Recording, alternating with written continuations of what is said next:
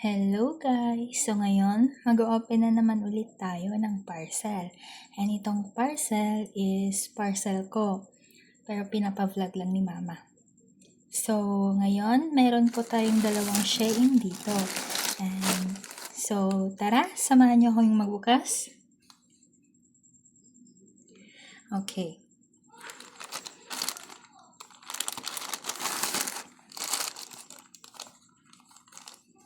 So ito guys, Shein ulit. Nabili ko lang po itong Shein ng 235. Itong isang parcel. Yung parcel naman po is 105.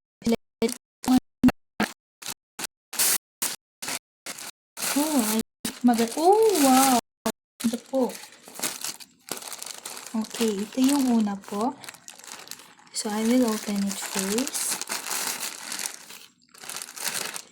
Oh, another swimsuit, guys. Yan, ang ganda po. Ito na naman po. Then, the panty. And also, yung takip niya po. Guys, napakaganda. And, you know guys, nakuha ko lang to for 300 pesos. Sabihin na natin 300 pesos guys. Because ito po yung cover up niya. So, ito po is binebenta ko siya sa school po namin para may pera po. See, ang ganda. Next item is this one.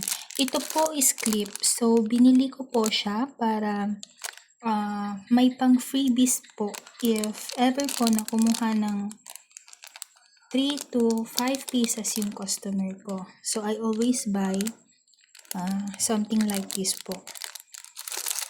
We have two blue as you can see. Then, one pink. Next item po is this one.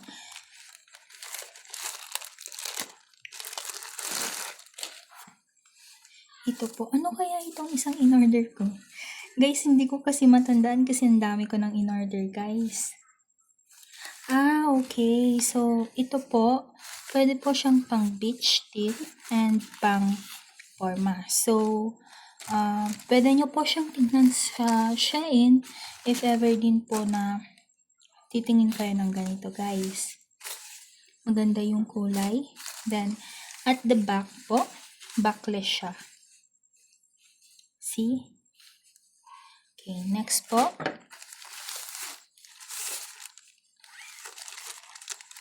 Guys, apakadaming parcel na para bang hindi mauubusan ng pera. Chares! This, ano na naman to? Ayun! So, swimwear na naman siya, guys. Ang dami kong biniling swimwear na para bang pupunta rin kami ng beach. Or, charis! So, ayan siya guys. Paano ba ito i-assemble? Ayan. Skirt siya guys. Skirt. Ganyan siya. Ayan. Ang ganda guys, di ba? So, at first parcel, we have that one. The beachwear. Beachwear po ulit. Or pwedeng pang format din guys if you're too confident para lumabas ng ganitong suot. Then, the next one is beachwear ulit guys. Yan. Ito cover up guys. Cover up.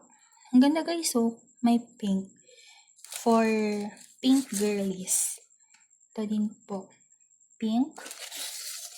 Ito guys, cover up din. Yan. Then, this one. Panty niya guys.